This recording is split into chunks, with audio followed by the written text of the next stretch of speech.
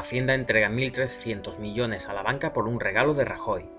Los bancos obtienen devoluciones en metálico por valor de 1.333 millones de euros en el impuesto de sociedades tras convertir en moneda los activos fiscales diferidos originados por el deterioro de sus activos inmobiliarios, las prejubilaciones y los planes de pensiones de sus plantillas. Ha vuelto a ocurrir. La banca española acaba de recibir 1.300 millones de euros en devoluciones de la agencia tributaria por los llamados activos fiscales diferidos, DTA, por sus siglas en inglés, una figura instaurada por el gobierno de Mariano Rajoy en 2013 y reformada en 2016, en ambos casos con Luis de Guindos y Cristóbal Montoro como ministros de Economía y de Hacienda. La agencia tributaria lo explica en su último informe mensual de recaudación, correspondiente al mes de octubre y publicado este jueves. En octubre se añaden fundamentalmente los impactos de nuevas devoluciones extraordinarias ligadas a los activos fiscales diferidos DTA, en inglés, y realizadas mediante compensación del pago fraccionado del impuesto de sociedades por esa cuantía. Señala el documento que las cifras en 1.333 millones. Resulta llamativo cómo la aplicación de esa figura provoca la caída de los ingresos en el conjunto de este tributo, aunque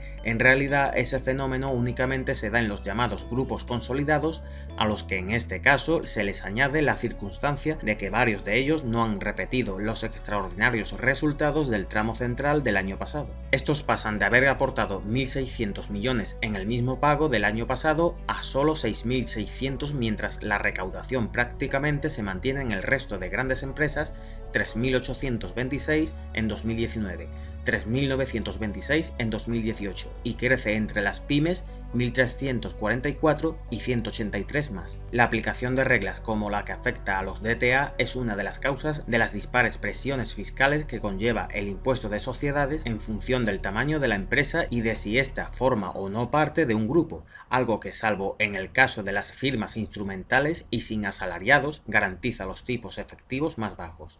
a menudo hasta 3 veces inferiores a los que soportan las sociedades independientes. ¿Qué son los activos fiscales diferidos o DTA? Básicamente se trata de una de las decisiones tributarias con las que los gobiernos de Mariano Rajoy complementaron en 2013, por la vía del decreto, el costoso rescate bancario que había comenzado un año antes,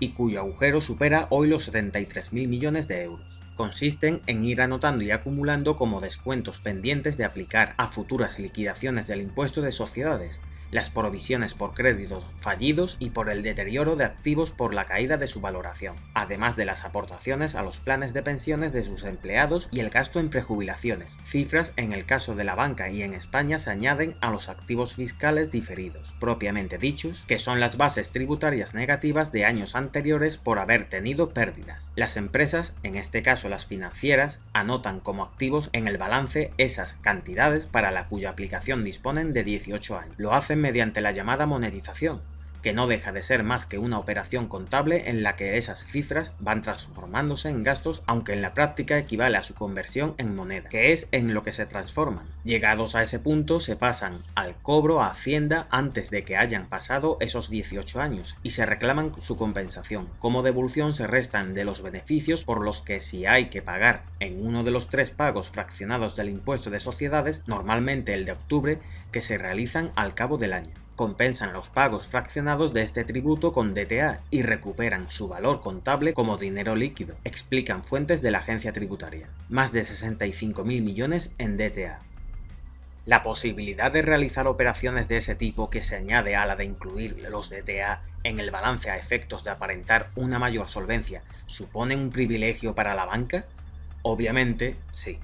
Por mucho que en el otro plato de la balanza se coloquen las eventuales consecuencias que para el sistema económico español tendría el colapso de su pata bancaria. Una información de El País con datos de la CNMV, Comisión Nacional del Mercado de Valores, cifraba en 98.900 millones de euros los activos fiscales diferidos que acumulaban a mediados del año pasado las 35 empresas que cotizan en el IBEX 35. 2/3 partes de ellos, 65.000 millones, estaban en manos de los bancos: Santander con 23.200 millones, BBVA con 14.700 millones,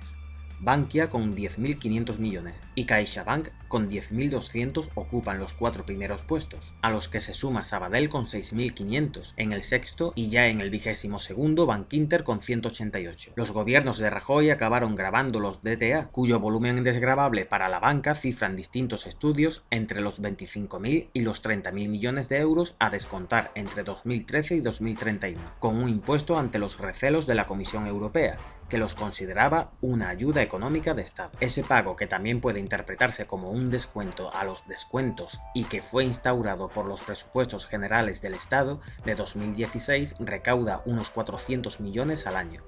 menos de la tercera parte de lo que los bancos han recuperado solo en los paraísos fiscales. Los datos de recaudación de la agencia tributaria referentes al mes de octubre, con la cuantificación de los pagos por DTA, se han conocido la misma semana que en ese organismo hacía público su informe país por país, en el que explica, con datos de 2016, la presión fiscal que efectivamente soportan los 134 grupos multinacionales con sede en España. El informe permite constatar la escasa aportación que esas firmas realizan a las haciendas de los países en los que operan, ya que los impuestos pagados por los 91.800 millones de euros de beneficio de ese año ascendieron a 11.500, lo que supone un tipo efectivo medio del 12,6%. Esa misma tabla indica cómo casi la mitad de esas ganancias, 45.000 millones obtenidos por 43 de esas empresas, tributaron únicamente 1.200 millones, lo que reduce la presión al 2,6%. El tipo efectivo resulta más elevado si en lugar de los impuestos pagados se atiende a los devengados,